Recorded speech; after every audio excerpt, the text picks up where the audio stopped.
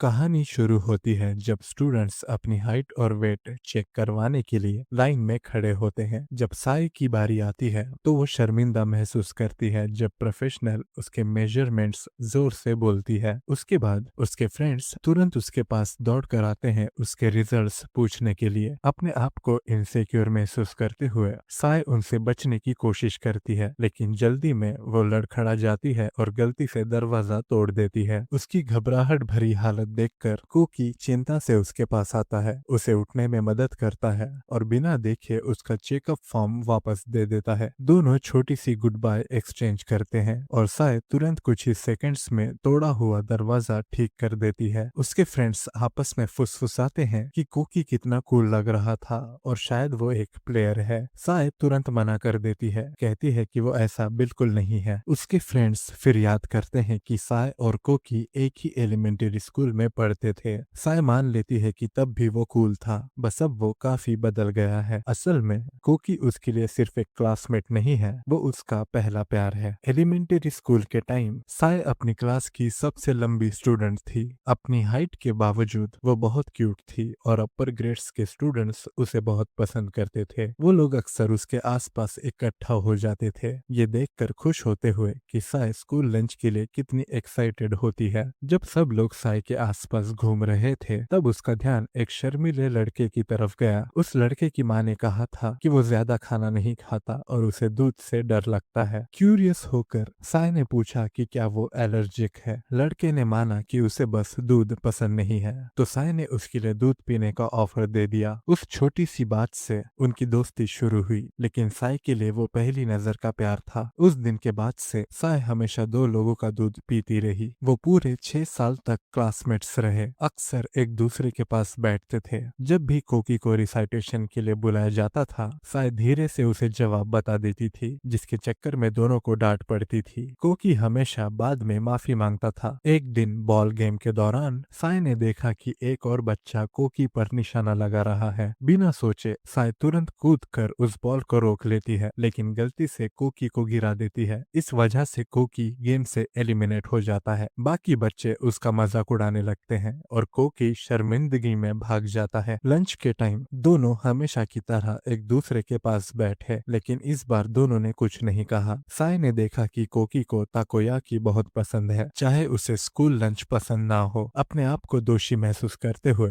साय ने माफी मांगी और अपनी प्लेट उसे देने का ऑफर किया। उसके सरप्राइज होने के लिए कोकी ने भी अपनी प्लेट उसे दे दी, क्योंकि उसने साय के उदास चेहरे को नोटिस कर लिया था। आखिर में दोनों ने अपनी प्लेट्स एक्सचेंज कर ली। जैसे जैसे वक्त गुजरा कोकी सॉकर पर ध्यान देने लगा। दूसरे लड़कों के मुकाबले छोटा और पतला होने के बावजूद साय हमेशा सोचती थी कि वो स्ट्रांग और कूल लगता है। वो सीक्रेटली खुश होती थी कि उसके फ्रेंड्स उसमें इंटरेस्टेड नहीं है, लेकिन सब कुछ 6th ग्रेड में बदल जाता है जब अचानक वो लंबा हो जाता है। उनके जूनियर हाई के तीसरे साल तक सब लोग नोटिस करने लगे कि कोकी कितना कूल बन गया है। साय उसे पहचान ही नहीं पाती, खासकर जब वो अपनी गहरी आवाज में उसे ग्रीट करता है। दोनों पहले बहुत क्लोज थे, लेकिन उनकी दोस्ती धीरे धीरे कम लगने लगी। साय ने खुद से कहा कि उसे कोकी के लिए क्रश करना बंद कर देना चाहिए। कोकी की पॉपुलैरिटी ने उसे अकेला महसूस करवाया, चाहे दूसरे लोग आखिरकार उस साइड को देख रहे थे जो साय हमेशा एडमायर करती थी। अंदर से उसे पता था कि उसकी फीलिंग्स वन साइडेड हैं। अब वो किसी को भी नहीं बता सकती कि वो क्या महसूस करती है, जब कोकी अब हर किसी के लिए एडमायर किया जाने वाला बन गया है। अगले दिन क्लास में उनके टीचर पूछते हैं कि कौन क्लास को स्पोर्ट्स फेस्टिवल में रिप्रेजेंट करेगा। साय कहती है कि वो मैं हूँ। मीटिंग के लिए जाते हुए साय देखती है कि कल जो दरवाजा उसने तोड़ा था उस पर अब वार्निंग नोट लगा हुआ है। जब वो मीटिंग रूम पहुंचती है कोकी वहां पहले से अकेला होता है। जब वो रियलाइज करता है कि साय क्लास बी की रिप्रेजेंटेटिव है उसका चेहरा खुश हो जाता है। जल्दी ही दूसरे रिप्रेजेंटेटिव्स भी पहुंचते हैं और मीटिंग शुरू होती है। टीचर स्कूल बैनर के लिए एक बड़ा पीस ऑफ फैब्रिक निकालते हैं और सजेस्ट करते हैं कि हर ग्रेड के स्टूडेंट्स इसमें मदद करें। कोई भी इंटरेस्टेड नहीं लगता, क्योंकि ये काफी मेहनत वाला काम लगता है। ये देखकर कोकी साय से पूछता है कि क्या वो उसके साथ काम करना चाहेगी, क्योंकि वहाँ उसके अलावा कोई भी नहीं है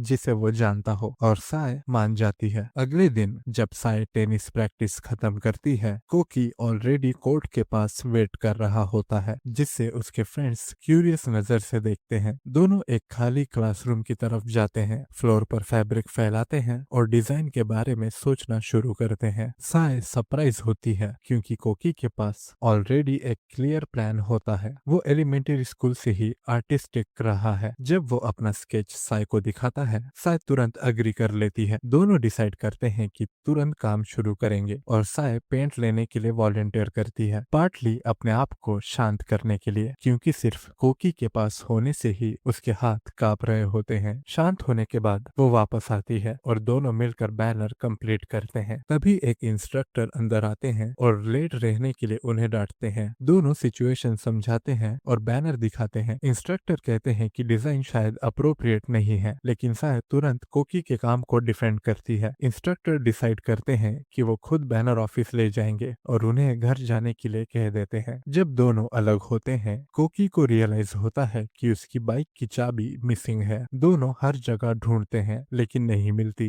वो घर वॉक करने के लिए तैयार हो जाता है, लेकिन साय इंसिस्ट करती है कि वो अपनी मॉर्निंग रूटीन ध्यान से याद करे। जब वो अपनी आंखें बंद करके याद करता है, साय बस उसे देखकर ही घबरा जाती है। सरप्राइज में चाबी पूरे वक्त उसके पॉकेट में ही थी। रिलीव्ड साय मुस्कुराती है जब कोकी उसे घर राइड ऑफर करता है। वो मना कर देती है अपने वेट के लिए चिंता करते हुए, लेकिन कोकी उसे रियोश्योर करता है कि कोई बात नहीं। वो ये भी मेंशन करता है कि वो अक्सर अपने सॉकर टीममेट्स को राइड देता है और वो उससे भी ज्यादा हैवी होते हैं। घर जाते हुए उनकी कन्वर्सेशन इजीली फ्लो करती है। वो अपकमिंग स्पोर्ट्स फेस्टिवल के बारे में बात करते हैं और कोकी मेंशन करता है कि साय रिले में पार्टिसिपेट कर रही है उसकी स्पीड की वजह से। साय सीक्रेटली टेंस हो जाती है, लेकिन कोकी एक्यूरेटली याद रखता है कि वो कहाँ रहती है। वो याद करता है कि वो लंच के मामले में कितना पीकी था, पर अब मील्स बेटर है और कितनी चीजें बदल गई हैं। अचानक एक लाउड पॉप उन्हें रोक देता है। बाइक का टायर फट जाता है। साय तुरंत सॉरी बोलती है, सोचकर कि ये उसकी गलती है, लेकिन कोकी अश्योर करता है कि ये बस एक कांच का टुकड़ा था। फिर भी वो इंसिस्ट करता है कि वो उसे घर तक वॉक करेगा। वो उसे याद दिलाता है कि वो पहले रेसेस में क्लासमेट्स को पहले जाने देती थी और कहता है कि अब उसे पीछे नहीं रहना चाहिए। फिर वो कैजुअली हाई स्कूल का जिक्र करता है। साय कहती है कि वो नॉर्थ हाई जाने का प्लान कर रही है और सरप्राइज में कोकी भी वही जाने वाला है। दोनों रियलाइज करते हैं कि इतनी लंबी बातचीत करना उनके लिए काफी टाइम के बाद हो रहा है। जब वो साय के घर पहुंचते हैं, साय सोचती है कि उनकी कन्वर्सेशन कितनी नेचुरल लगती है। कोकी किसी के साथ भी इजीली बात कर सकता है, चाहे उसने उसकी चाबी नहीं ढूंढी, फिर भी उसने उसे घर राइड ऑफर किया, बस इसलिए क्योंकि वो काइंड है। अगले दिन स्पोर्ट्स फेस्टिवल शुरू होता है। टीचर साय से कहते हैं कि वो टग ऑफ वॉर के ह्यूज रोप्स को मूव करे और सजेस्ट करते हैं कि वो कोकी से हेल्प मांगे, लेकिन जब वो देखती है कि कोकी गर्ल्स से घिरा हुआ है, साय डिसाइड करती है कि वो खुद ही हैंडल करेगी। वो रोप्स को ड्रैग करने में स्ट्रगल करती है, लेकिन कोकी को इंटरप्ट करने से मना करती है। लकीली उसके टीममेट्स वक्त पर पहुंच जाते हैं और मदद करते हैं। अगला गेम कैवलरी बैटल होता है। साय नीचे होती है, एक गर्ल को सपोर्ट करते हुए अपना बैलेंस मेंटेन करने में स्ट्रगल कर रही होती है। कई बार हिट होने के बावजूद वो हार नहीं मानती। उसकी टीम मैच जीत जाती है। थकी हुई साय आसपास देखती है और नोटिस करती है कि दूसरी गर्ल्स अभी भी ग्रेसफुल और कंपोज लग रही है, जबकि वो खुद बिल्कुल एग्जॉस्टेड लग रही है। फिर बॉयज का मैच शुरू होता है। कोकी अपनी टीम का जनरल कैवलरी बनकर लीड करता है। गेम इंटेंस होता है, लेकिन कोकी अपनी पूरी कोशिश करता है और आखिर में वो अपोजिंग जनरल को हरा देता है और मैच जीत जाता है। क्राउड चीयर करता है और साय खुद को प्राउड फील करने से नहीं रोक पाती, चाहे उनकी आंखें नहीं मिलती। जैसे जैसे गेम्स कंटिन्यू होते हैं, साय एंथुसियास्टिकली पार्टिसिपेट करती है। फिर वो अपना इंस्ट्रक्शन कार्ड ड्रॉ करती है। कार्ड पर लिखा होता है ब्रिंग समवन यू लव। उसकी आंखें इंस्टिंक्टिवली कोकी पर जाती हैं, लेकिन वो जल्दी से अपनी फ्रेंड को पकड़ लेती है और प्रिटेंड करती है कि वो दोनों प्यार में है। रेस्ट करते हुए साय सोचती है कि ऐसा कार्ड गेम में किसने ऐड किया, और सोचने से पहले कोकी उसकी तरफ दौड़ता है। अपना कार्ड पकड़े हुए जो सेम स्कैवेंजर हंट का है, वो उसे इग्नोर करने की कोशिश करती है, लेकिन वो बार बार उसका नाम बुलाता है जब तक वो उसके पास नहीं पहुंचता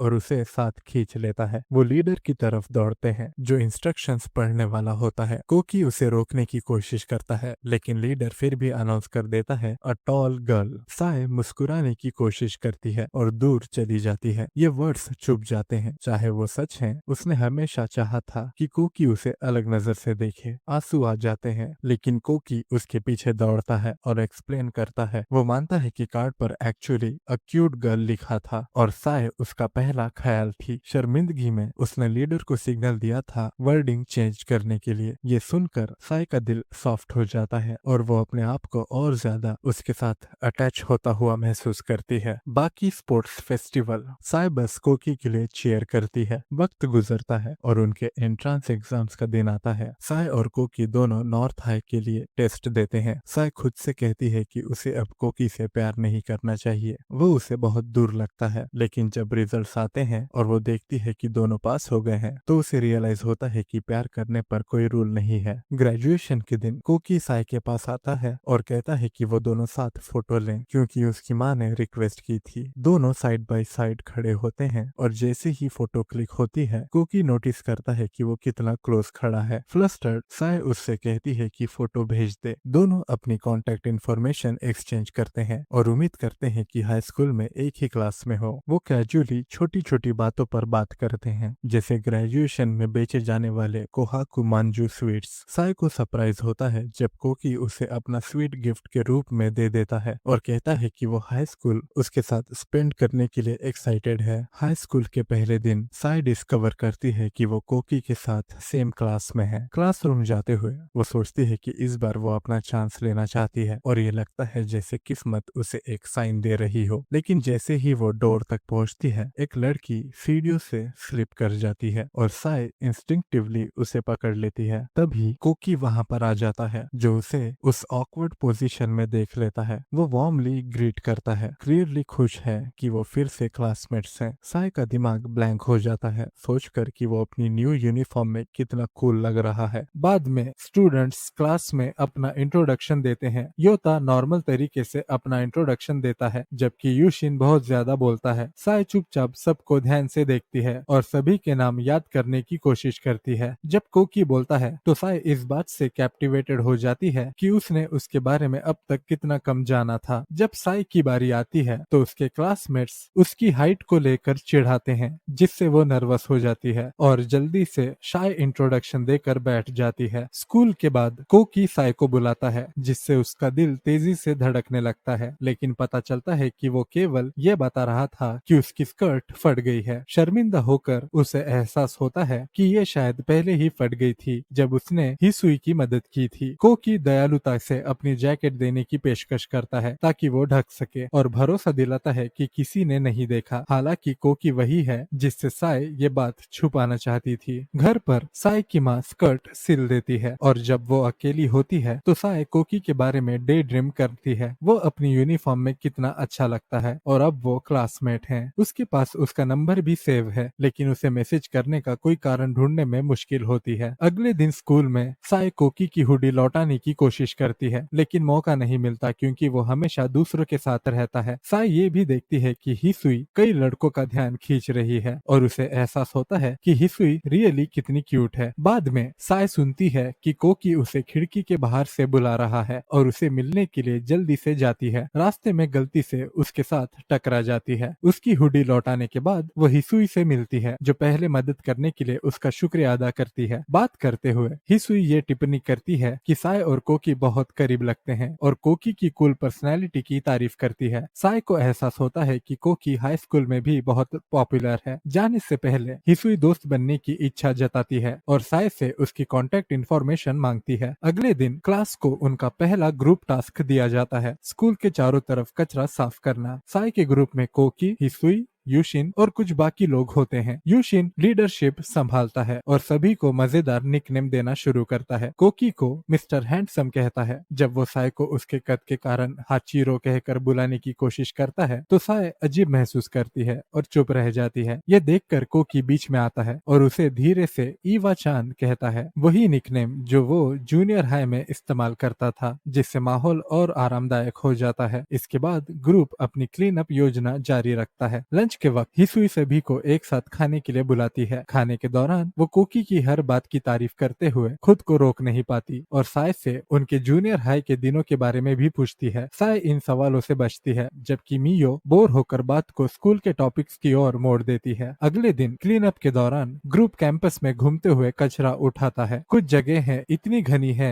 कि वो मजाक में कहते हैं कि कोई भालू आ जाएगा। हालांकि यूशिन लगातार साय के कद को लेकर उसका मजाक उड़ाता है, जिससे वो अनकंफर्टेबल फील करती है। उसकी टिप्पणियां साय को याद दिलाती हैं कि उसे हमेशा बिग वन के रूप में देखा गया है, जबकि कोकी को हमेशा कूल वन के रूप में एडमायर किया गया है। मियो और हिसुई साय को दूसरी जगह मदद करने के लिए बुलाती हैं, लेकिन अचानक यूशिन एक ढलान से गिर जाता है। साय स्वाभाविक रूप से मदद के लिए आगे बढ़ती है, लेकिन कोकी उसे रोक देता है। गलती से उसका पहला नाम लेकर दोनों शर्मिंदा हो जाते हैं, इस चूक से हैरान। बाद में जब तीनों लड़कियां अकेली होती हैं, मियो और हिसुई कोकी के पहले व्यवहार के बारे में चर्चा करती हैं। साय चुपचाप सुनती है, ये याद करते हुए कि कोकी ने हमेशा उसे उसके पहले नाम से बुलाया है जब से वो छोटे थे। वो याद करती है कि कोकी हमेशा कितना दयालु और कोमल रहा है, जैसे कि दूसरे लोग कहते हैं, उसके बिल्कुल विपरीत। और अपनी कहानी इतनी विस्तार से बताती है कि मियो और हिसुई थोड़े हक्के बक्के रह जाते हैं। फिर योता बीच में आता है और समझाता है कि कोकी ने यूशिन पर सिर्फ इसलिए चिल्लाया क्योंकि यूशिन ने कुछ बिल्कुल इनअप्रोप्रिएट कहा था। जब लड़कियां और अधिक जानना चाहती हैं, तो योता विस्तार से बताने से मना कर देता है। इससे पहले कि वो आगे बढ़ पाए, कोकी और यूशिन वापस आ जाते हैं और उन्हें बुलाते हैं। जब साय कोकी की ओर देखती है तो उसे एहसास होता है कि वो बस अपनी नजरें उससे हटा ही नहीं सकती। उस रात नहाने के बाद साय को कोकी का एक मैसेज आता है, जिसमें वो कल के क्विज का कवरेज पूछता है और 10 मिनट में जवाब देने की मांग करता है। घबरा कर वो जल्दी से कपड़े पहनती है, अपने नोट्स ढूंढती है और वक्त पर उसे पूरा कवरेज टेक्स्ट में भेज देती है। कुछ ही पलों बाद कोकी जवाब देता है और मानता है कि उसने टेक्स्ट गलती से उसे भेजा था, वो किसी दोस्त के लिए था। जैसे ही वो माफी मांगता है, उनकी बातचीत सहज रूप से चलती है, जिससे साय मुस्कुरा उठती है। थोड़ी ही देर बाद उसे हिसुई का एक और मैसेज आता है, जो सफाई को लेकर शिकायत करने से शुरू करता है, लेकिन जल्दी ही फिर से बात को कोकी की ओर मोड़ देता है। साय पोलाइटली जवाब देती है, हालांकि वो थोड़ी ओवरवेल्म्ड फील करती है। बिस्तर पर लेटी हुई साय सोचती है कि स्कूल में अफवाहें कितनी जल्दी फैल जाती हैं। अगर कोई लड़की किसी लड़के को पसंद करती है और कह देती है, तो आखिरकार सबको पता चल ही जाता है। लंच के वक्त साय, मियो और हिसुई फिर से साथ में खाना खाते हैं। हिसुई बार बार पूछती रहती है कि क्या कोकी की कोई गर्लफ्रेंड है और जोर जोर से लड़कों और डेटिंग के बारे में बातें करती रहती है, जिससे साय और मियो थक जाते हैं। आखिरकार हिसुई समझ जाती है कि वो इसमें इंटरेस्ट नहीं रखते और माफी मांगती है, जबकि मियो आसानी से बातचीत को फिर से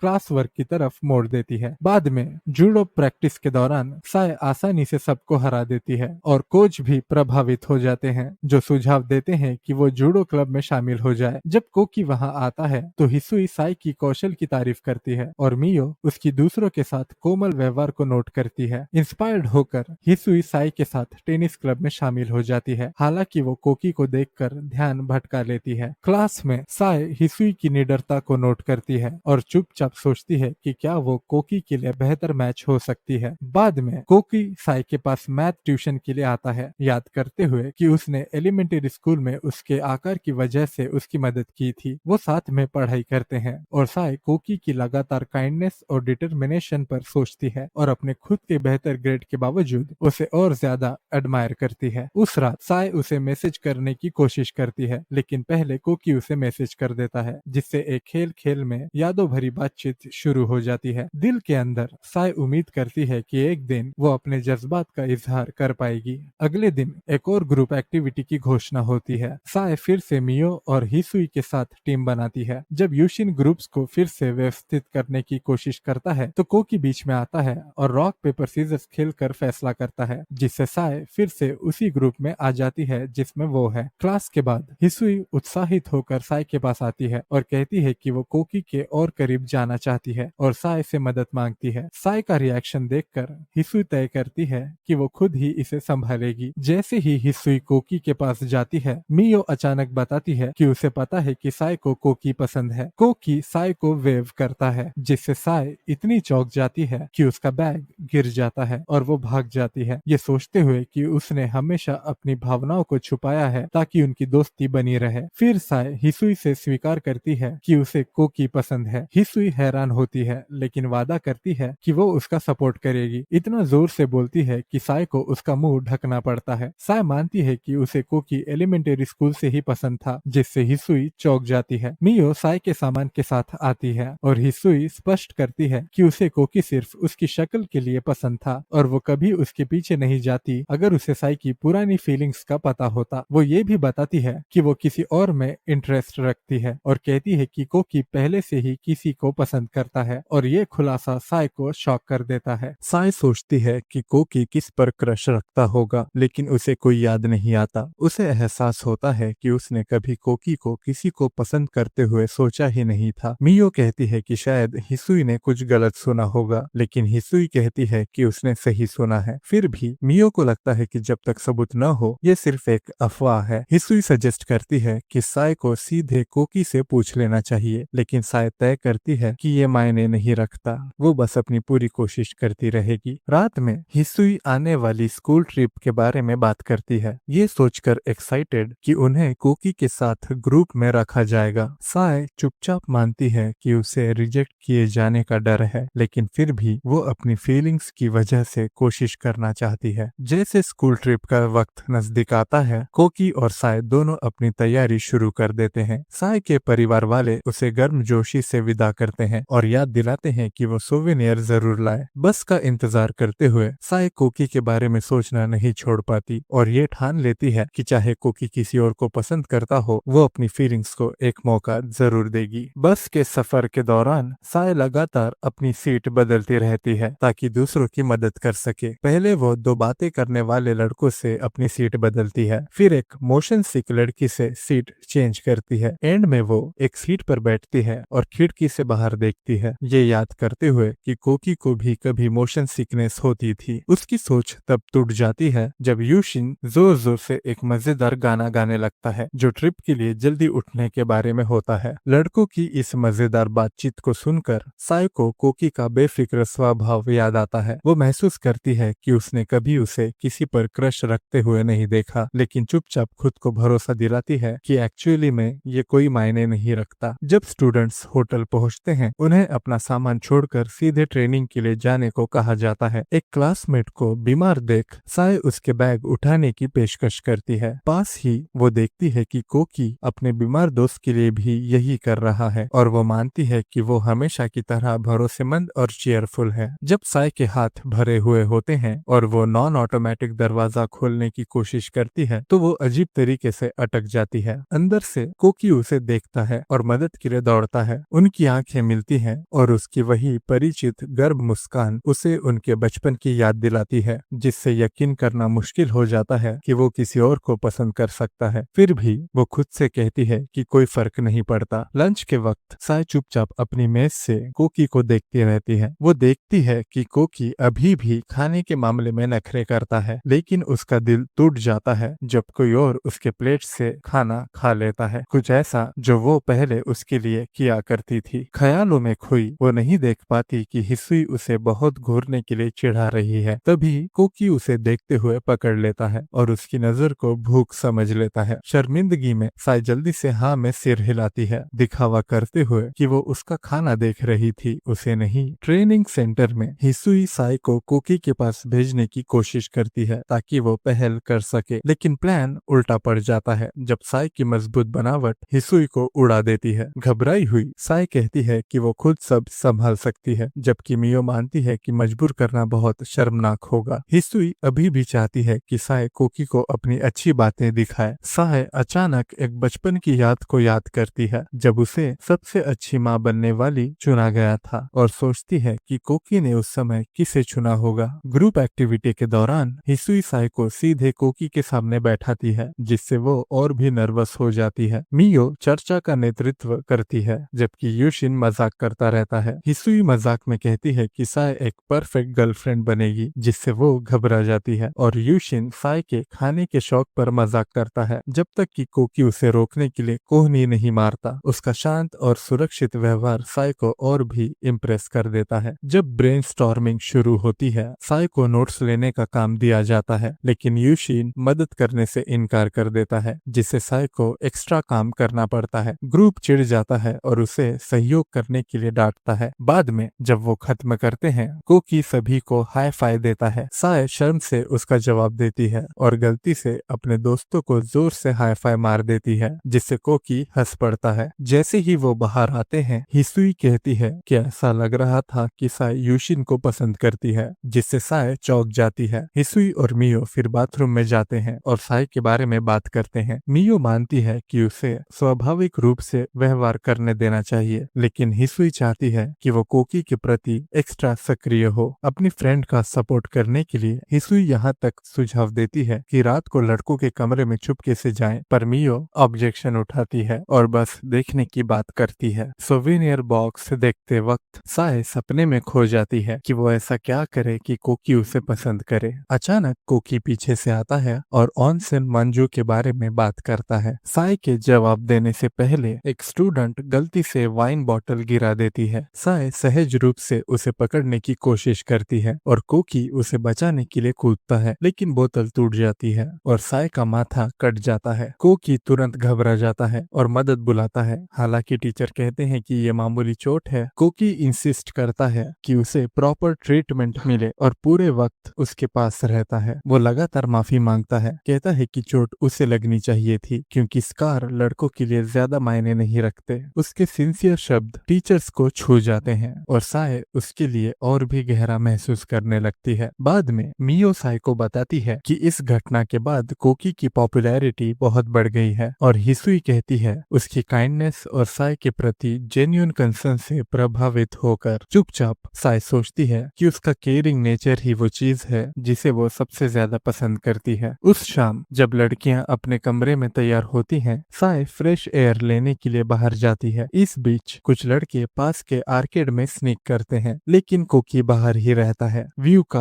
आनंद लेता है। साय उसे वही पाती है और जब वो उसे ग्रीट करती है, वो स्टार्टल्ड हो जाता है, अपना फोन हवा में फेंक देता है, जिसे साय वक्त पर पकड़ लेती है। कोकी जेंटली उसके वुंड की चिंता करता है, थोड़ा ज्यादा पास आ जाता है, जल्दी से दूर हो जाता है और माफी मांगता है, समझाते हुए कि वो क्लबमेट्स के साथ आमतौर पर इतना करीब होता है, जिससे साय घबरा जाती है लेकिन खुश होती है उस क्वाइट मोमेंट के लिए। हिम्मत जुटाकर साय आखिरकार कोकी से पूछती है कि क्या उसे किसी से प्यार है। ये सुनकर कोकी शॉक हो जाता है, फिर वो मानता है कि हाँ है, लेकिन ये एक तरफा क्रश है। वो उस लड़की का वर्णन करता है जो उसकी पहुंच से बहुत दूर है, उसे सूरज से भी ज्यादा चमकते सितारे के रूप में कंपेयर करता है। उसके वर्ड्स साय को एहसास दिलाते हैं कि वो उसकी फीलिंग्स को कितनी गहराई से समझती है, क्योंकि यही फीलिंग्स उसकी भी हैं। साय उसे एनकरेज करती है, कहती है कि वो वास्तव में बहुत कूल है और उसे बचपन से अब तक के किए गए काइंड कामों की याद दिलाती है, जैसे कि उसके दुखी होने पर ताकोयाकी शेयर करना और सॉकर में मेहनत करना। वो कहती है कि जो भी लड़की उसे वास्तव में जानती है वो उसके लिए फॉल करेगी और सीक्रेटली चाहती है कि वो खुद अपना प्यार कन्फेस कर सके। कोकी सिंसियरली उसका शुक्रिया अदा करता है, कहता है कि उसे सबसे ज्यादा साय ने ही जाना है। बात करते हुए साय महसूस करती है कि वो हमेशा से उसे पसंद करती रही है, शुरुआत से ही। वो और कुछ कहने से पहले कोकी के दोस्त उसे बुलाते हैं।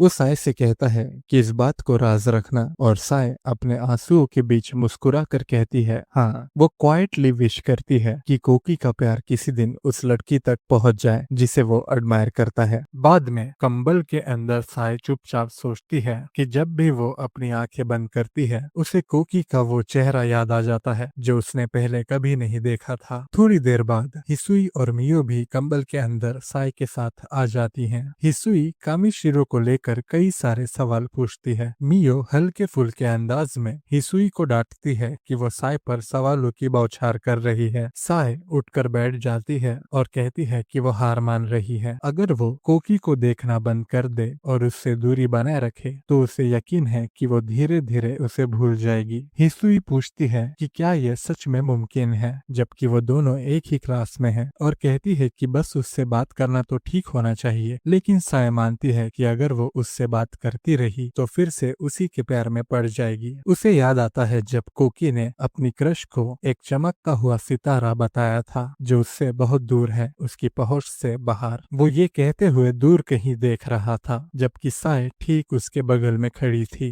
हिसुई उसे गले लगाकर कहती है कि उसने अपनी पूरी कोशिश की है। साय पूछती है कि क्या सच में ऐसा है, क्योंकि उसे नहीं लगता कि उसने कुछ खास किया है। हिसुई जोर देकर कहती है कि उसने सच में किया है। भावनाओं से घिरकर साय रोने लगती है और उसकी आंखों में आंसू देखकर हिसुई भी रोने लगती है। मियो हल्की मुस्कान के साथ कहती है कि लड़कियों की बातें आखिर इतनी बुरी भी नहीं होती। साय अपने आप में सोचती है कि शायद क्योंकि उसने अपनी पूरी कोशिश की, उसने देखा कि उसके दोस्त कितने दयालु हैं। कोकी ने भी उसे अपना सीक्रेट बताया। उसे खुशी है कि उसने कोशिश की। ये पूरी तरह से वाकई में मायने रखता था। बस सब कुछ गुजरते हुए देखने से ये कहीं बेहतर था। अगली सुबह हिसुई और मियो नाश्ते के एरिया में कामिशिरो की तलाश करती हैं। जब वो देखते हैं कि कामिशिरो वहाँ नहीं है, तो वो साय को बताती हैं कि सब सुरक्षित है। साय उनका थैंक्स करती है, लेकिन कहती है कि इसके लिए कोई बड़ी बात बनाने की जरूरत नहीं है। फिर वो कहती है कि वो अपनी सीट ढूंढ लेगी और हिसुई और मियो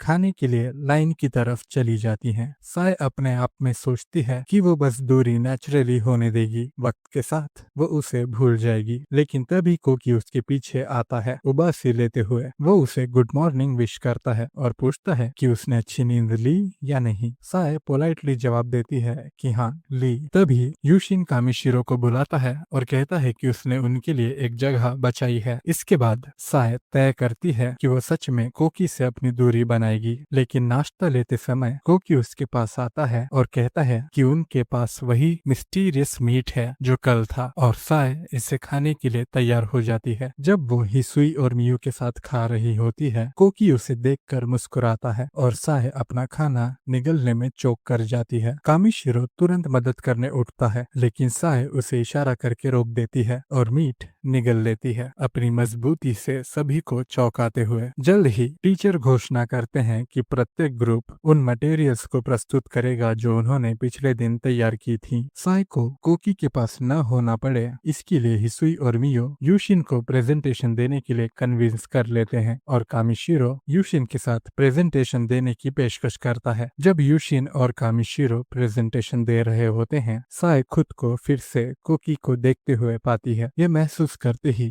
वो खुद को देखने से रोकती है और चुपचाप खुद से कहती है घूरो मत। मियो और हिसुई उसकी परेशानी को नोटिस करते हैं और चिंतित नजर आते हैं। होटल में ठहरने के बाद टीचर सभी को याद दिलाते हैं कि कुछ भी न भूलें, क्योंकि वो वापस नहीं आने वाले हैं। बस में साय चुपचाप बैठी रहती है। उसे उदास देखते हुए हिसुई रोने लगती है, अपनी दोस्त के लिए दुख महसूस करती है। साय खुद से सोचती है कि उसके दिल का खालीपन और बड़ा होता जा रहा है, लेकिन वो ठीक हो जाएगी। बाद में जंगल में टीचर सभी को चेतावनी देते हैं कि अगला हिस्सा कठिन होगा और उन्हें हाइड्रेटेड रहने के लिए कहते हैं। साय एक बड़े नक्शे के सामने खड़ी होती है और खुद से कहती है कि वो कोकी से दूर रहेगी और अपना फासला बनाएगी। लेकिन कोकी उसे बोर्ड को घूरते हुए देखता है और पास आता है, पूछता है कि क्या वो कुछ खास देख रही है। साय तुरंत कहती है कुछ नहीं। कोकी मुस्कुराता है और साय महसूस करती है कि उसकी कामिशिरो से बचने की योजना काम नहीं कर रही। इसके बाद टीचर नॉर्थ हाई के ट्रेडिशनल ओरिएंटियरिंग इवेंट की घोषणा करते हैं। जंगल के माध्यम से मेमोरियल टावर तक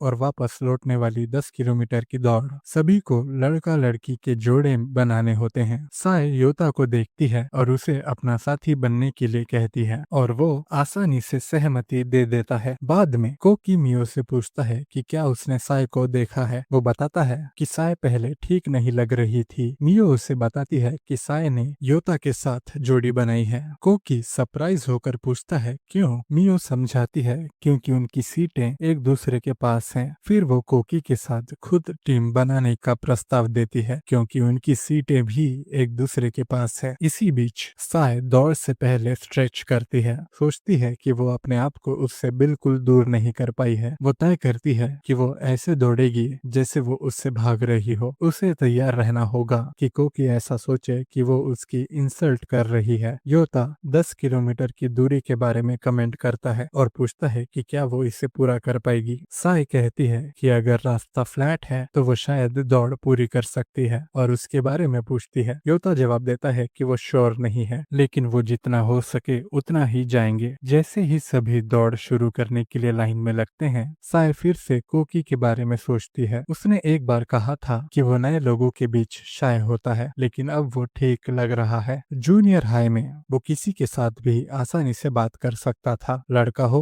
या लड़की। साय सोचती है कि क्या उसकी क्रश उस समय की कोई थी या शायद उनके प्रेजेंट स्कूल की कोई है। क्या इसलिए उसने नॉर्थ है में दाखिला पाने के लिए इतनी मेहनत की। जैसे ही दौड़ शुरू होती है, साय ये तय करती है कि वो आगे बढ़ेगी। उसने इन भावनाओं को काफी समय तक थाम रखा है। जैसे ही वो रास्ते पर दौड़ते हैं, वो एक छड़ी देखते हैं जो ईल की तरह दिखती है और साय इसे फेंक देती है ताकि उनके पीछे कोई डर न जाए। योता पूछता है, हमारे पीछे कौन है? और साय घबराते हुए कहती है, हिसुई, जबकि असल में वो कोकी के बारे में सोच रही थी। इसके बाद वो एक गिरा हुआ घोंसले का डिब्बा पाते हैं और इसे वापस रखने का फैसला करते हैं। साय घुटनों के बल योता को ऊपर उठाने का ऑफर करती है, लेकिन वो कहता है कि इसे उल्टा होना चाहिए। वो आगे पीछे जाते हैं, एक दूसरे की मदद करने की कोशिश करते हैं, जब तक कि अचानक कोकी प्रकट नहीं होता और पूछता है कि वो क्या कर रहे हैं। योता समझाता है कि वो घोंसला वापस रखने की कोशिश कर रहे थे, लेकिन पहुंच ही नहीं पा रहे। कोकी मदद करने की पेशकश करता है और योता से कहता है कि उसे ऊपर उठाने में मदद करे। घोंसला सुरक्षित करने के बाद वो साय से पूछता है कि ये ठीक लग रहा है या नहीं, और साय धीरे से कहती है हाँ, अपनी नजरें चुराते हुए। जैसे ही वो आगे बढ़ते हैं, साय खुद से सोचती है कि उसे कोकी को दूर करने के लिए थोड़ी बेइज्जती वाली हरकत करनी चाहिए। फिर वो देखती है कि कोकी की शूलेस खुली है और चुपचाप मियो से कहती है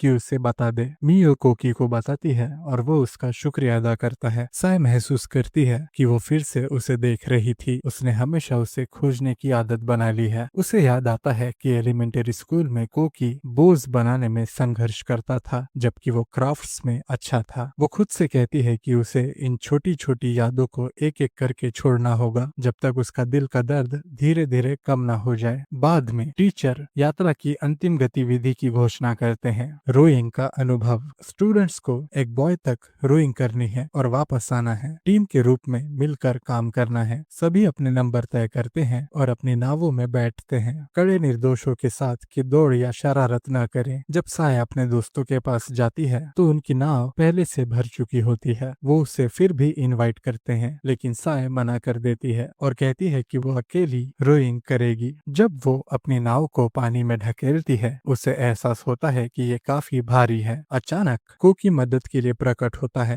वो समझाता है कि वो लड़कों में अकेला अलग था, अब वो एक ही नाव में अकेले साथ हैं। हिसुई का ग्रुप ये देखता है और कमेंट करता है कि ऐसा लगता है जैसे वो डेट पर हैं। मियो असहमत होती है और कहती है कि ये ज्यादा एक डबल स्कल की तरह है। जैसे ही वो रोइंग करते हैं, कामिशिरो साई की रोइंग की तारीफ करता है और मजाक में कहता है कि ऐसा लगता है जैसे वो रेस में है। वो सुझाव देता है कि वो धीमे हो क्योंकि उन्हें पहले ही बढ़त मिल चुकी है। साय अंदर से घबराती है, सोचती है कि अब भागने की कोई जगह नहीं है। अचानक कामिशिरो नाश्ते के मिस्टीरियस मीट का जिक्र करता है और पूछता है कि क्या उसने पता लगाया कि वो क्या था। साय जवाब देती है ग्राउंड मीट और कामिशिरो उसके जवाब पर हंसता है। उसकी स्माइल देखकर साय खुद से कहती है कि वो उससे प्यार करना बंद नहीं कर सकती। फिर सीरियस होकर कामिशिरो पूछता है कि क्या ये सिर्फ वही महसूस कर रहा है या क्या वो पूरे दिन से उसे अवॉइड कर रही थी। साय को याद आता है कि एलिमेंटरी स्कूल में जब भी वो वेयरवुल्फ खेलते थे, कोकी छोटी छोटी बातें करके शुरू करता और अचानक उसे चौंका देता। वो हमेशा उसकी नाकामी देख लेता था। साय समझाती है कि उसने उसे बताया था कि उसे किसी से प्यार है और वो नहीं चाहती थी कि अगर वो उन्हें साथ देखे तो वो लड़की गलत फहमी में पड़े। खुद से साय मानती है कि वो अब छोटी लड़की नहीं रही, अब वो अपनी असली भावनाओं को बेहतर छिपा सकती है। कोकी के जवाब देने से पहले उनकी नाव एक चट्टान से टकराकर पलट जाती है। जैसे ही साय पानी में डूबती है, वो घबरा जाती है और सोचती है कि क्या कामिशिरो तैर सकता है। वो उसे बचाना चाहती है, उसे बचाना ही होगा, लेकिन उससे पहले कि वो कुछ कर पाती, कामिशिरो उसे पानी से बाहर खींच लेता है। वो उससे कहता है कि उसे उसके साथ बात करना पसंद है, शायद उससे भी ज्यादा जितना साय समझती है। और जब वो खुद को दूर रखती है तो उसे दुख होता है। वो कहता है कि भले ही चीजें ठीक ना हो, वो फिर भी उससे बात करेगा क्योंकि वो एलिमेंटरी स्कूल से ही उसकी एक इम्पोर्टेंट फ्रेंड रही है। तभी बाकी के क्लासमेट्स उनकी नाव से टकरा जाते हैं और इस बार साय ही कामिशिरो का हाथ पकड़ती है। वो उससे कहती है कि उसे भी उससे बात करना पसंद है, यानी उसके साथ बातचीत करना, और वो दोस्त बनी रहना चाहती है अगर वो ठीक है। और कोकी सहमत हो जाता है। जैसे ही वो खुद को स्थिर करता जाते हैं। यूशिन उनके बीच बेहोश तैरता हुआ दिखाई देता है। साय पूछती है कि वो ठीक है ना, और कामिशिरो उसे अश्योर करता है कि वो ठीक है। वो देखते हैं कि नावें पलट गई हैं। अपनी नाव को पलटाते हुए कामिशिरो हंसता है और कहता है कि उसने शायद फिर कुछ शर्मनाक कह दिया, बिल्कुल कल की तरह। साय शर्माती है और कोकी उसे चुपचाप सहमत होने के लिए चिढ़ाता है। साय खुद से सोचती है कि उसने भी गलती से मैं तुम्हें पसंद करती हूँ कह दिया। उसे याद आता है कि उसने पानी में कोकी को बचाने के लिए कितनी डेस्परेटली कोशिश की थी। ऐसा दिन भी आ सकता है जब ये दूरी बनाए रखना सच में दर्दनाक हो जाएगा, लेकिन अभी के लिए वो इतना करीब रहना चाहती है कि अगर कभी वो दुखी हो तो उसे छू सके। वापसी की बस की यात्रा में साय सोचती है कि इस स्कूल ट्रिप में बहुत कुछ हुआ। यूशिन उसके पास बैठता है और कहता है कि बाकी सभी सीटें भरी हैं और उसे उसके पास बैठकर आराम महसूस होता है, क्योंकि ऐसा नहीं लगता कि वो किसी लड़की के पास बैठा है। वो तुरंत सो जाता है और उसके कंधे पर झुक जाता है। साय असहज होकर उसे रोकने की कोशिश करती है, लेकिन कोकी नोटिस करता है और धीरे से यूशिन को हटा देता है। जब वो उसे ले जा रहा होता है, साय खुद से सोचती है कि वो आशा करती है कि जब कोकी ने उसे नदी से उठाया था तब वो बहुत भारी नहीं थी। शायद बॉय की वजह से ये आसान हुआ, इसलिए सब ठीक था। वो हल्की मुस्कान देती है और खुद से कहती है कि कोकी को शायद परवाह नहीं हुई। फिर उसे एहसास होता है कि उसे हिसुई और मियो को सब कुछ समझाना होगा कि वो और कोकी दोस्त हैं। कुछ दिनों बाद हिसुई अपने दोस्तों का हाल चाल लेती है। वो साय और मियो से पूछती है कि क्या उनका हेल्थ चेकअप खत्म हो गया। साय कहती है हाँ, तो हिसुई मियो की ओर मुड़ती है और उसके नतीजे के बारे में पूछती है। मियो बस इतना कहती है कि ये उसकी प्राइवेट बात है। साय मन ही मन सोचती है कि इस साल उसकी लंबाई सिर्फ 1 सेंटीमीटर ही बढ़ी है। पहले तो वो हर साल लगभग 3 सेंटीमीटर बढ़ती थी, तो शायद अब उसका ग्रोथ स्पर्ट खत्म हो गया है। जहाँ तक वजन की बात है, उसे याद आता है कि उसने कल बहुत ज्यादा खा लिया था, इसलिए अब वो ज्यादा कुछ नहीं कर सकती। फिर साय सावधानी से फॉर्म्स को एक मेज पर रखती है जहाँ योता लड़कों के फॉर्म संभाल रहा होता है। तभी जब टीचर दरवाजा खोलते हैं, एक तेज हवा का झोंका अंदर आता है और सारे कागज उड़ जाते हैं। साय और योता जल्दी से उन्हें उठाने लगते हैं और उसी दौरान साय गलती से कोकी का फॉर्म उठा लेती है। उस पर नजर डालते ही उसे कोकी की लंबाई, वजन और ग्रिप स्ट्रेंथ दिखती है और वो देखकर हैरान रह जाती है कि कोकी कितना ताकतवर है। योता साय का थैंक्स करता है कि उसने स्कूल ट्रिप के ओरिएंटीरिंग इवेंट में उसके साथ टीम बनाई थी। वो बताता है कि उसे समझ नहीं आ रहा था कि किसके साथ जोड़ी बनाए और वो अकेला घूम रहा था जब तक साय ने हाँ नहीं की, जिससे उसे बहुत मदद मिली। साय को पास ही कोकी दिखाई देता है और वो मन में सोचती है वो रहा मेरा दोस्त। उसे याद आता है कि स्कूल ट्रिप के दौरान उसका दिल 2 बार टूटा था। बाद में हिसुई झुंझलाते हुए कहती है कि कामिशिरो एक बुरा लड़का है और वो ये स्वीकार नहीं कर सकती कि वो और साय सिर्फ दोस्त हैं। मियो कहती है कि ये हिसुई का नहीं बल्कि साय का फैसला है और उसे उसकी पसंद का सम्मान करना चाहिए। हिसुई कहती है कि दोस्त होना सही नहीं लगता, अगर कामिशिरो साय के करीब रहेगा तो वो आगे नहीं बढ़ पाएगी। साय उसे भरोसा दिलाती है कि वो ठीक रहेगी, वो खुद आगे बढ़ सकती है। कुछ देर बाद टीचर अनाउंस करते हैं कि फ्राइडे को class versus class jump rope tournament आयोजित किया जाएगा। नियमों के अनुसार एक लड़का और एक लड़की रस्सी घुमाएंगे। लड़कियों की तरफ से साय चुनी जाती है, लड़कों की तरफ से कामिशिरो खुद वॉलंटियर करता है और यूशिन को जंप काउंटर बनाया जाता है। बाद में साय और कामिशिरो जल्दी पीई रूम में पहुंच जाते हैं। अंदर की हवा बंद खिड़कियों के कारण गर्म और घुटन भरी लगती है। साय शॉर्ट्स पहनने का फैसला करती है और अब उसे कामिशिरो के सामने अपने लुक की परवाह नहीं रहती। जब वो अपनी पैंट उतारना शुरू करती है तो कामिशिरो घबरा जाता है। तब साय बताती है कि उसने अंदर पहले से शॉर्ट्स पहने हुए हैं। शर्मिंदा होकर कामिशिरो चिल्लाने के लिए माफी मांगता है और साय कहती है कि दोस्तों के बीच इतना तो चलता है। कामिशिरो भी सहमत होता है, हालांकि दोस्त शब्द दोहराते हुए दोनों को थोड़ा अजीब लगता है। प्रैक्टिस शुरू होने पर यूशिन जिम्मेदारी संभालता है और पूरी क्लास साय और कामिशिरो के रस्सी घुमाने पर कूदना शुरू करती है। मियो को दिक्कत होती है और वो कई बार ठोकर खा जाती है, जबकि बगल की क्लास खुशी मनाती है क्योंकि उन्होंने 30 जंप पूरे कर लिए होते हैं। वापस लौटते समय यूशिन कहता है कि मियो हर बार ठोकर खा रही थी, जिस पर कामिशिरो झुंझलाकर उसे लात मार देता है। ये देखकर हिसुई कहती है कि मियो ने जानबूझकर नहीं ठोकर खाई थी, लेकिन मियो खुद मान लेती है कि वो ताल नहीं मिला पाई। थोड़ी देर बाद साय अपने क्लब की प्रैक्टिस के लिए जाती है और वहाँ मियो को अकेले रस्सी कूदते हुए पाती है। जब वो पूछती पूछती है कि मियो क्या कर रही है, तो वो बताती है कि वो दिमाग में रस्सी कूदने की लय का अभ्यास कर रही है। वो गलती नहीं करना चाहती और सबके लिए परेशानी नहीं बनना चाहती। फिर कामिशिरो देखता है कि साए कहीं दौड़ कर जा रही है और कुछ देर बाद साए हिसुई के साथ लौटती है, मियो के अभ्यास के लिए रस्सी लेकर। उसी वक्त कामिशिरो और योता भी वहां पहुंचते हैं मदद करने के उत्साह के साथ। वो सब मिलकर अभ्यास शुरू करते हैं और मियो 15 बार कूदने में सफल होती है, फिर ठोकर खा जाती है, लेकिन ये पहले से कहीं बेहतर है। थक कर वो पूछती है कि क्या साए और कामिशिरो की भी आज क्लब प्रैक्टिस है। कामिशिरो बताता है कि उसकी आज सिर्फ सेल्फ ट्रेनिंग है और साए अपने सीनियर्स को बताने चली जाती है और लौटते समय सुनती है कि वो उसके बारे में बात कर रहे हैं। मियो कामिशिरो से कहती है कि साए ने उसके लिए रस्सी उधार ली थी। कामिशिरो मुस्कुराते हुए कहता है कि साए हमेशा से ऐसी रही है। जब वो एलिमेंट्री स्कूल में थे तब भी उसी ने उसे रस्सी कूदना सिखाया था। ये सुनकर साए मन ही मन सोचती है कि कोकी की यादों में वो सिर्फ एक दोस्त के रूप में ही मौजूद है। वो वापस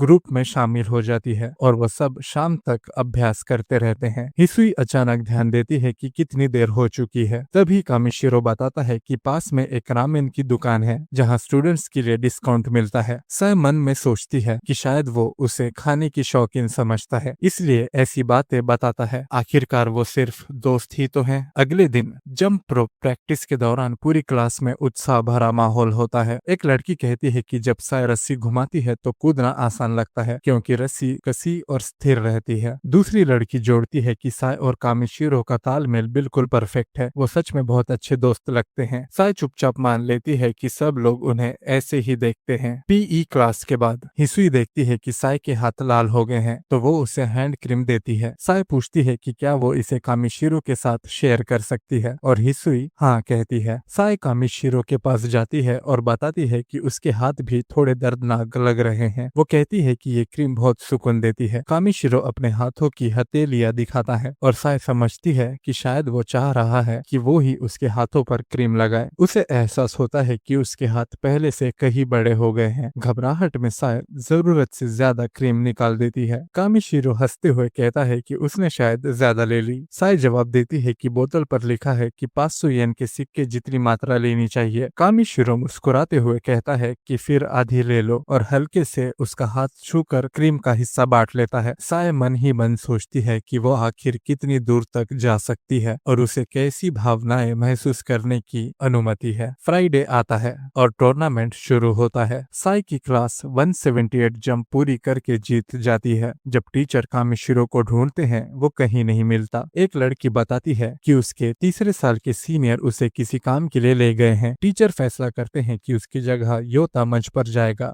मंच पर साए और योता सिर्फ ये कह पाते हैं। इसके बाद साए मन में सोचती है कि उसने मंच पर बोलने की उम्मीद नहीं की थी। तभी कामिशिरो वापस आता है और पूछता है कि उसकी जगह योता क्यों। वो कहता है कि उन्हें तो साथ जाना था। साए समझाती है कि वो उसे ढूंढ नहीं पाए। कामिशिरो आह भरते हुए कहता है कि उसे यही रहना चाहिए था। साए फिर अपने आप को याद दिलाती है वो सिर्फ दोस्त है, उससे ज्यादा कुछ नहीं। बाद में क्लास में मियो साए को स्कूल के बाद प्रैक्टिस में मदद करने के लिए थैंक्स करती है। जब साए अपने क्लब के लिए निकलने लगती है तो उसे फर्श पर एक इरेजर दिखता है। वो उसे उठाकर यूशिन को देती है। यूशिन मुस्कुराते हुए कहता है थैंक यू रस्सी घुमाने वाली, और उसकी तारीफ करता है कि उसने टूर्नामेंट में बहुत अच्छा किया। साए भी जवाब में कहती है कि वो भी एक अच्छा चीयर लीडर था। फिर यूशिन मजाक में कहता है कि भले ही साए थोड़ी बड़ी है लेकिन असल में वो काफी क्यूट है और बहुत से लोगों को वो जरूर पसंद आएगी। ये सुनते ही कामिशिरो तुरंत उसका गला पकड़ लेता है और डांटता है कि सीधे इवाता क्यूट है क्यों नहीं कहा, इतना घुमा फिरा कर क्यों बोला। जब कामिशिरो आखिरकार उसे छोड़ देता है, यूशिन पूछता है कि साए आखिर उसके लिए है क्या। घबराई हुई साए झट से कहती है हम दोस्त हैं और जल्दी से प्रैक्टिस के लिए भाग जाती है। टेनिस खेलते वक्त वो सोचती है दोस्त तो एक दूसरे के हाथ छूने पर नर्वस नहीं होते, दोस्त तो एक नजर के मिल जाने भर से पूरे दिन